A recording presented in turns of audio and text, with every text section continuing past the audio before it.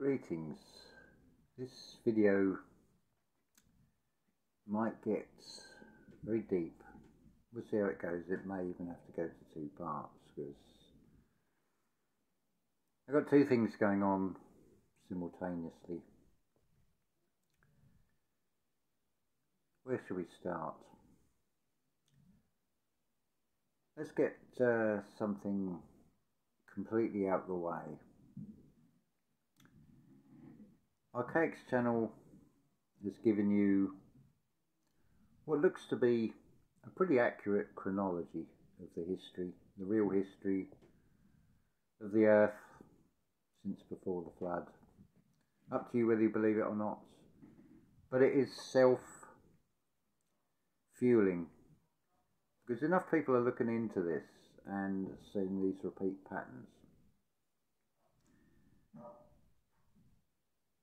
So whether it's totally 100% accurate or not, that will become apparent anyway in the fact that it is being continuously tested and proven. But I want to take the blueprint of this, how it relates to us as individuals. So let's look at the word individual again. Now, take the middle part out. It's in you all. Now, in the middle of that is divid, D-I-V-I-D. So you could say, from one perspective, each side of the V is DI and its mirror of ID. So straight away you could say it's expression of die of the ID, the death of the ego, for example, the lower I consciousness in this realm. But you can look at this in another way, in the energy terms. Now, what if the di stands for dielectric?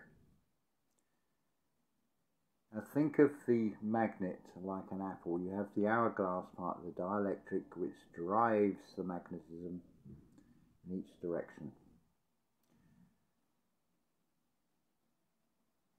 So without that dielectric, that magnetism does not work.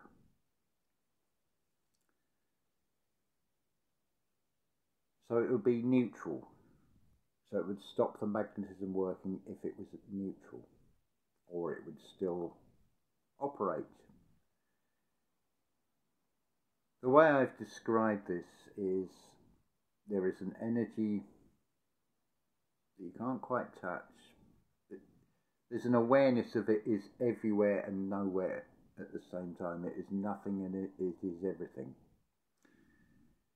Now, talking about, or one way of talking about this is the subconscious mind. When you express something, I want, and then whatever the objectification is, the subconscious will only hear I want. It's neutral. It doesn't know the difference between good and bad, positive, negative. It just hears I want, and it's ever loving, but it is totally neutral. So it will just keep giving what you communicate across from the conscious to the subconscious when there is a gap and it's not a coming together of the meeting of the mind, shall we say.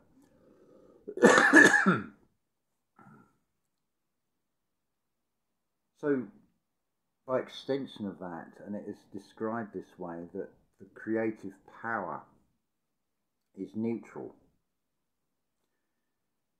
Now, as an aside to this, Ken Wheeler raised a very poignant example of this, the Ouija board made by Parker's as a board game. As he described it, it's a piece of cardboard and it's a piece of plastic.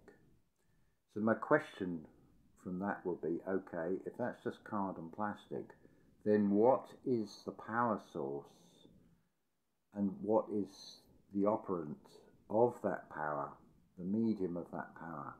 Well, surely that must be us. Leaving aside the source and what it's channeling at this point,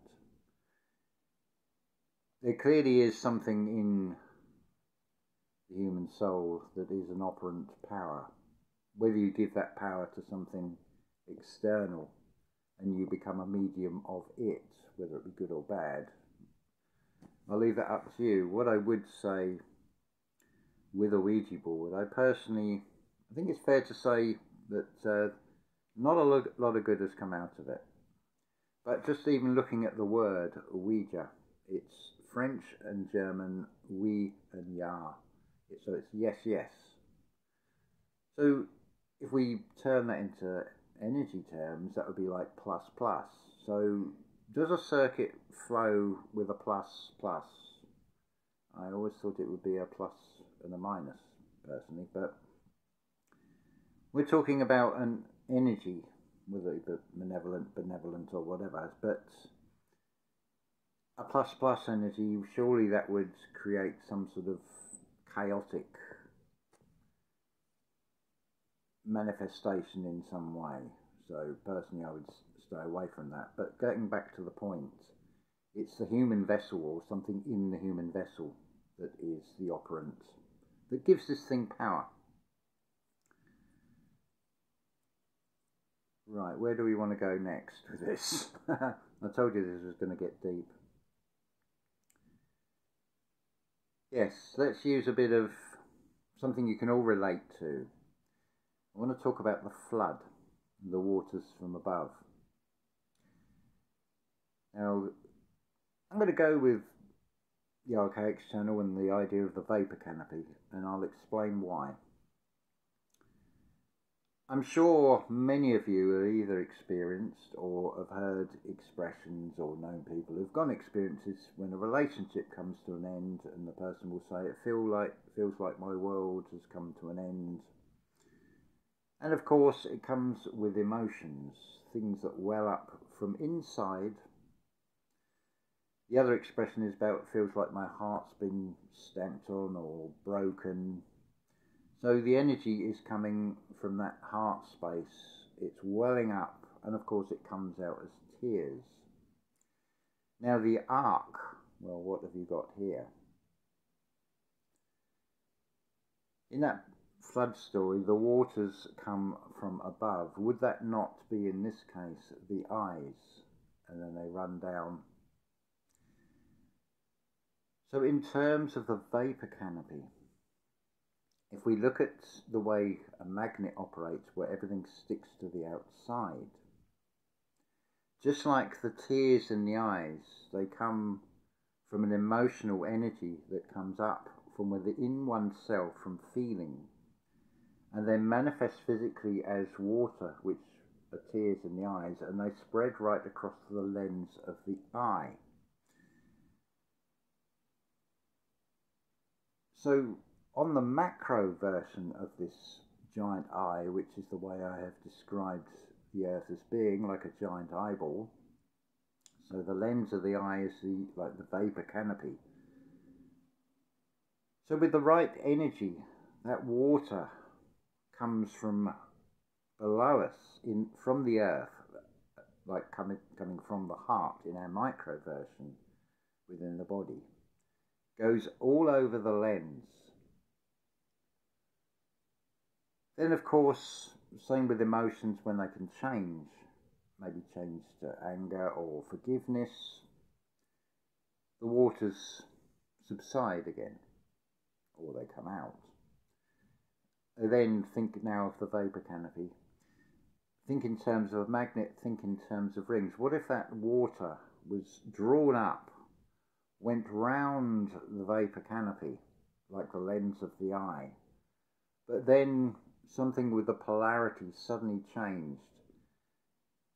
This, as far as if I've heard this right from what Jason has said, the change from the draconian 360-day year, when the magnetic North Pole was on the eye of the constellation of Draconis.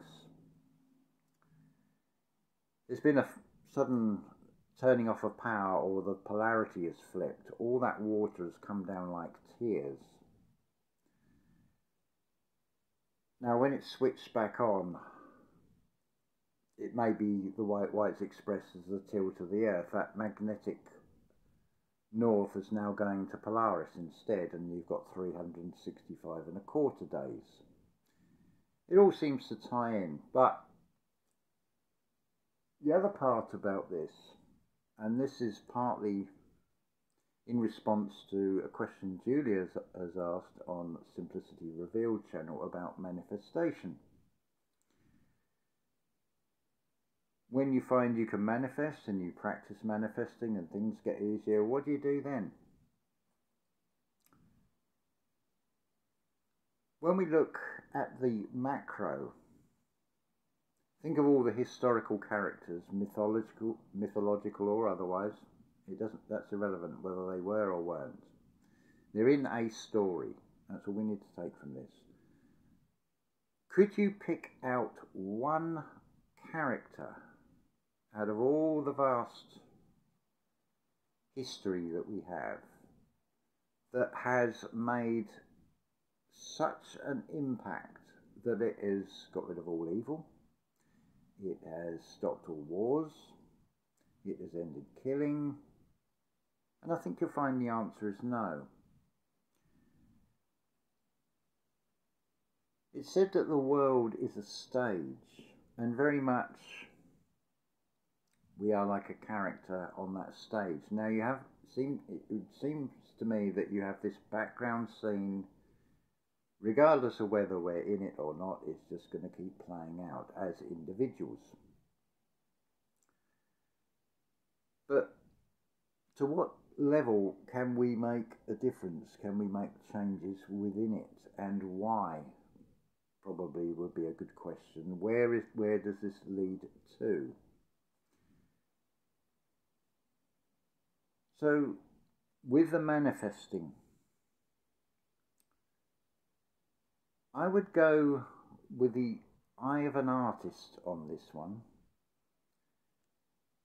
And that can be even as a young child that's going to create a picture. The background scene is already there. You've just got to fill in the details on that background scene. Things are playing out. They're going on regardless of how you feel about them. But of course, going back to the Ouija board, if you are a medium of something, then you're focusing on things in a particular way, you're going to influence that landscape of that external world.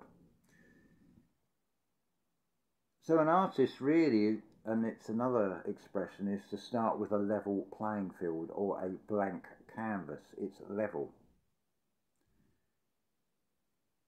So the way I go into this with what is the world I want to see? Well, I have to then, first off, I have to have a canvas that is neutral. Now we're creating from here, I would hope, not from up here. And this is all in alignment. Remember, it's two-way traffic. I think it's fair to say that the eyes take things in, and also you look out through the eyes to the external. So it's two-way. Then you've also got the mind's eye, which doesn't have a physical form but does have an impact. So there's a world stage, there is a world going on out there. Now there is a natural program to it, which has some things that you could perceive as being horror, when one insect eats another one, or a predator animal eats a herbivore, and yeah. But that goes on. Stay neutral to it. Don't feed and focus. There's also a worse one than that. It's called gossip and hearsay. It is media stories that may or may not be true, but it's all trying to get you to focus on them. So if you are filled and fueled by absorbing that and all the chaos that is supposedly going on, or is going on, depending on what you see and what you feel. Personally, the world I'm in, I don't know, there certainly doesn't seem to be any wars going on. I can't verify it. So we start neutralizing that landscape in from our feeling. If you want to get from A to B, you would build a road or a railway line, or you would choose a flight path, or you'd navigate a course that's as easy as possible and as straight as possible to get you from where you want to go, from where you are to where you want to go. But of course, we're talking in the metaphysical, we're talking in the spiritual, we're talking in the mind, what we can create and what we create from the heart. Therefore, if we see the whole thing from a neutral standpoint, because that is still all going on, and not one of us is going to individually change it in such a dramatic way. That seems to play out as part of a computer program in the background, and we are the characters in it.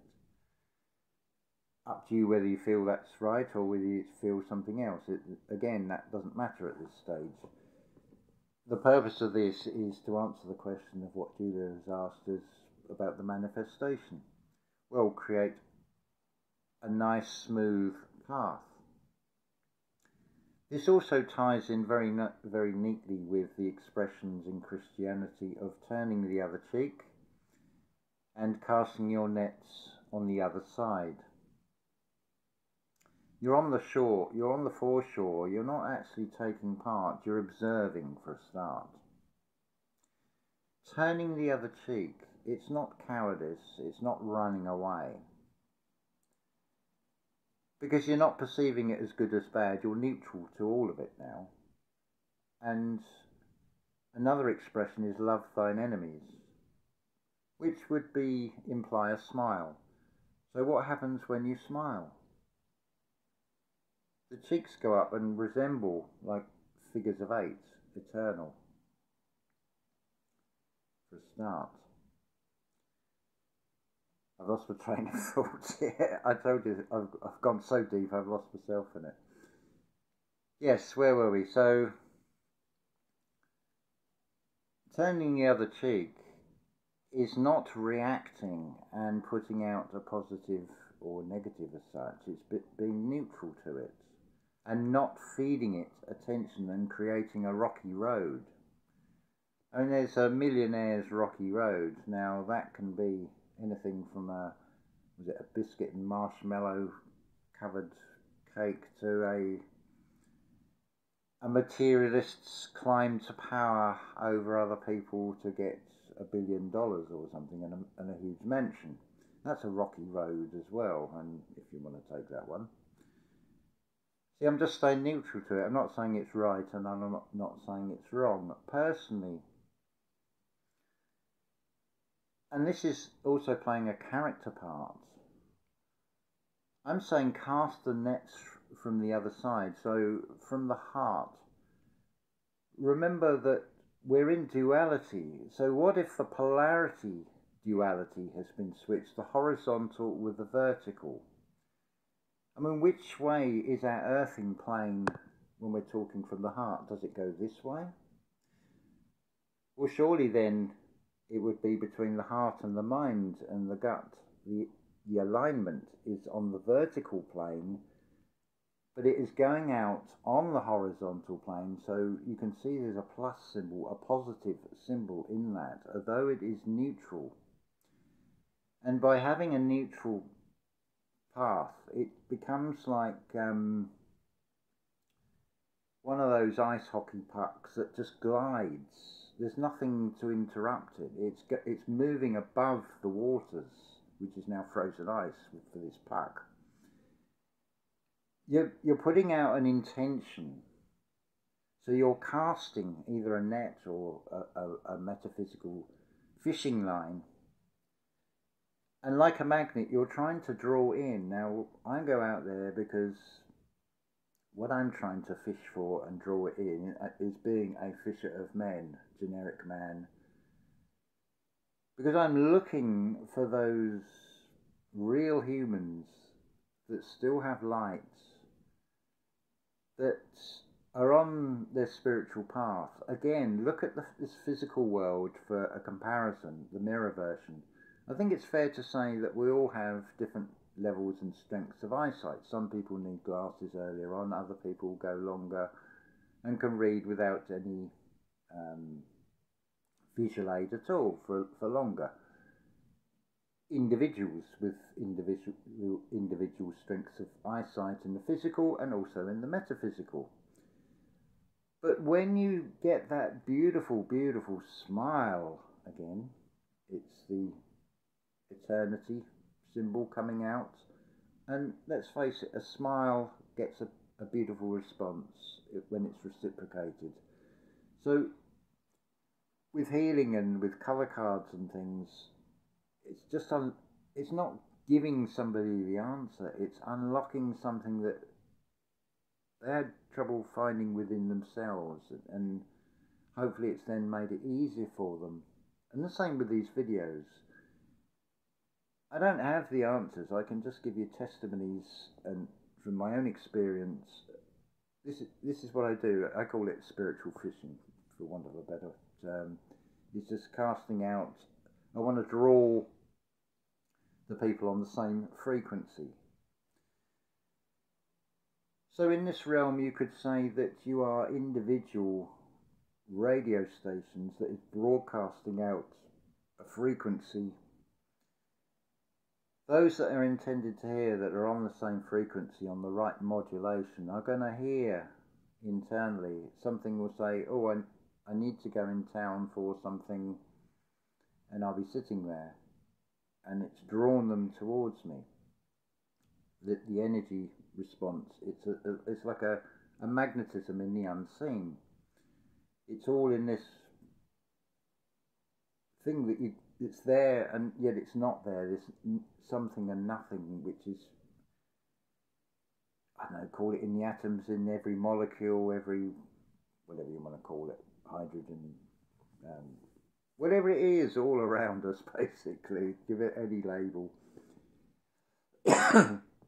So just manifest, just like walking, learning to walk. You crawl, you master that, you get better at it, you get faster at it, you then start picking yourself upright. You stumble a few times, then you master walking. You don't even have to think about putting left leg in front of right leg, and it just becomes an automatic process from practice. Same with manifesting. I mean, yeah, if you want to manifest yourself a 40-bedroom mansion, well, might take a bit longer. Who knows the time scale? But just bear in mind that wherever you want your mansion built, you're going to make somebody homeless, for example. I mean, that's not really a good intent. That's a very selfish way of doing it. But if it's done in some way, say you want a 40-bedroom mansion and you want to turn it into a spiritual retreat and a healing centre, then great. Nothing wrong with that at all. Just my personal opinion.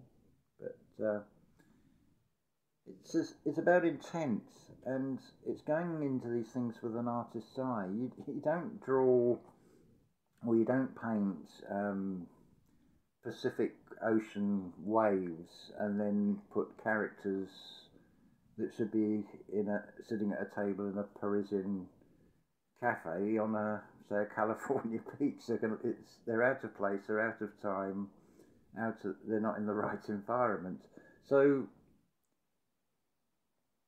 you've got a background scene already. The work's done for you, and it's got overlays on it through media, and then you've got the natural as well. But if you can see past all that, and you cast out something positive, something benevolent, but you've already created, or you've adapted to that background scene, so you can put the character you want in that painting, in that picture, and by extension your physical self into that picture that you are creating from the heart through the mind's eye. And hopefully, Julia, that will answer you the question of what do we manifest. Well, I'd say do like you're doing, maybe do it with a tuning fork, for example. So I don't want to make, I'm not picking on you, Julia, but I'm hoping, everybody else take from this what you need. So if you're doing like using the tuning forks and doing the harmonics, well, use your heart to project out. If you want to draw people towards you, you've got the ability to do it. We all have the ability to co-create. Big clue, co-create. Well, you've got something already created. Now you're adding in the details. You're adding in the specifics. You're writing a script. You're given a script, and you can take that one, or you can say, no, I think I can actually do better than this, and I can improve upon it, and I can give you something far better, which will benefit far more, rather than benefiting a few. And all the credits going to just the director or the grand architects, but forgetting about all the other characters, all the infrastructure. Maybe that's why you get endless credits that go on for about 15 minutes on the end of the film, because they all want the slice of the pie. And let's face it, we all do, if we're really honest, we all want a slice of the pie. By that I mean to have a beautiful and wonderful experience in this reality rather than an awful one, and also to radiate out the best possible experience. So hopefully that's answered a few things. It's sort of demystified the mystery of what turn the other cheek and cast the nets from the other side. You're casting it from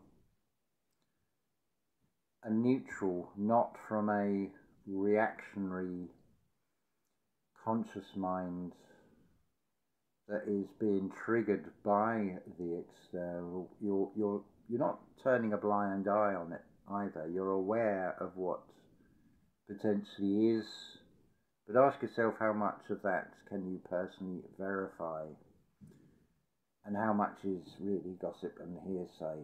Things can seem very believable. I think over the last 2 years, if a story is put about toilet roll shortage, for example, how a certain proportion of humanity will have got this hoarding greed programmed mindset, that the stories out there, they now take that script and enact that story and make it become real when it wasn't actually real at all. But it all adds into the theatre show on that world stage that was being presented. There is always added realism, there is always special effects, there is always stunts, there is always body doubles in these things. So it comes back again to looking in the mirror, considering the reflections, considering what's been flipped over, considering also how you can change the polarity. You can do a micro pole shift in the macro. So you don't have a oui, yeah, you have a oui, non. Or you have a neutral between the two, a balance. Comes back to the scales of justice and the weighing things up and weighing things from the heart, I would say. And operating from that heart space and creating onto this canvas that's all around us. Call it ether, call it the external world. And you play a part in that. But before I go, just as a final note on this, where does it all lead to? Well, we go back to the analogy of learning to walk. You crawl and you walk and then you can sprint. The manifesting, creating a paradise, a heaven on earth. I've described this as a diagnostic zone. This is a place for testing out, so why not test out good things? I think we all know we can create and manifest negative things and things we don't want. So all we need to do is flip the polarity and start manifesting the things we do want. And you can go with law of attraction and do it that way. Find which way is better for you. Personally, I would say go with the Neville Goddard and remember the future. Think of it like a film on fast forward. So zoom it forward to the end. That's where you want to get to anyway, but you don't actually have to go anywhere. You bring it to you by creating it. You impress in yourself. The imaginal acts become material facts. You deny that higgledy-piggledy chaos that's saying you're not having that, or that's not possible. You impress upon yourself to the point where it seems real. The subconscious doesn't know good or bad, it can't make judgments, it doesn't know any difference between the external and the internal. Whatever you communicate across, and communication is the key, it's within oneself to communicate between the two halves, and with the heart, it's basically like a trinity. And that dielectric is now working in the right way. It is now powering the magnetism with the right polarity that is going to be benevolent and extend out from you. And the more of us that do this, the better. It just grows. It comes a tipping point where people are trained to be almost suspicious of other people, of I want what they've got. So what if you've got contentedness and happiness and a stress-free life?